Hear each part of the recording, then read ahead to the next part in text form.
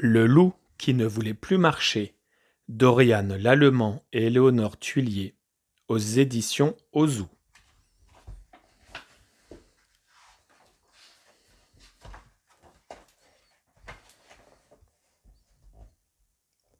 Un soir, Loup rentra chez lui, épuisé d'avoir joué dans la forêt.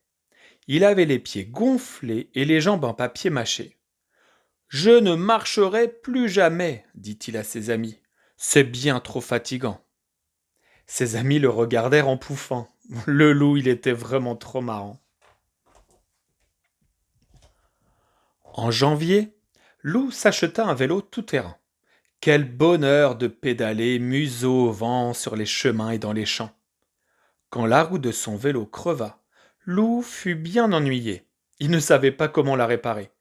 De toute façon, du vélo, j'en ai assez, décida-t-il. En février, Loup partit au sport d'hiver avec ses amis. À peine arrivé, il chaussa sa paire de skis dernier cri et s'élança sur les pistes. Moins vite lui criait Alfred. Trop tard. Au détour d'un chemin, Loup s'écrasa sur un grand pin.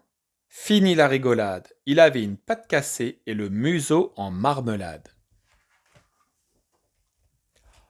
En mars, Loup loua une jolie petite automobile et il alla rendre visite à sa vieille tante Agapante. Agapante trouva la voiture épatante et Loup dut la promener toute la journée. Quand il rentra chez lui, il avait mal aux fesses et les jambes toutes bloquées. La voiture, plus jamais, grogna-t-il. C'est une calamité. En avril, Loup emprunta à Gros Louis sa moto. Mais le casque sur ses oreilles et le blouson qui tenait chaud, pour lui, c'était trop. En mai, Louve, sa chérie, lui offrit une magnifique paire de patins à roulettes. Pour l'épater, il tenta une pirouette. Aïe! Et finit couvert de bandelettes. En juin, Loup trouva une paire de bottes de 7 lieues. Il les enfila. Le premier pas le mena de l'autre côté de la forêt. Le second pas plus loin encore, là où il n'était jamais allé. Enfin, cria le loup enchanté, j'ai trouvé chaussure à mon pied. En criant, il réveilla 2 ogres qui se mirent à hurler. C'est lui qui a volé les bottes, attrapons-le pour le goûter. Vite, Loup se déchaussa et disparut dans un terrier. En juillet, Loup s'acheta un billet de chemin de fer pour aller voir la mer. Hélas pour lui, des Indiens attaquèrent le train et il passa les plus mauvaises vacances de sa vie. En août, Loup emprunta le tracteur du fermier. Ce fut une grosse erreur. En septembre, Loup accepta de conduire le carrosse d'une princesse sans cocher. Bien mal lui en prit. Il faillit finir en bouillie quand le carrosse se changea en citrouille à minuit. En octobre, Lou fut invitée au mariage de sa sœur Sarah Lou. Elle habitait au Canada, à des milliers de kilomètres d'ici.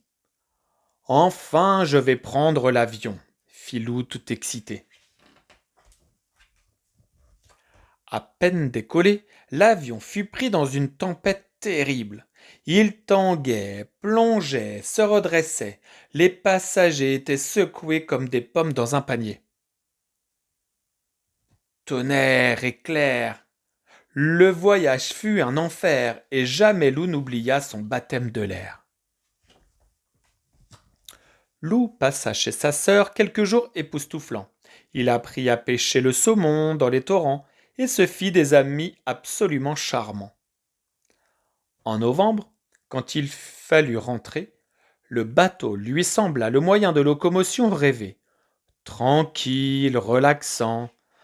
Voilà enfin ce qu'il lui fallait. Mais c'était sans compter le mal de mer. Au moindre roulis, Lou sentait son cœur se mettre à l'envers. Quand le bateau accosta enfin, Lou était pâle et amaigri.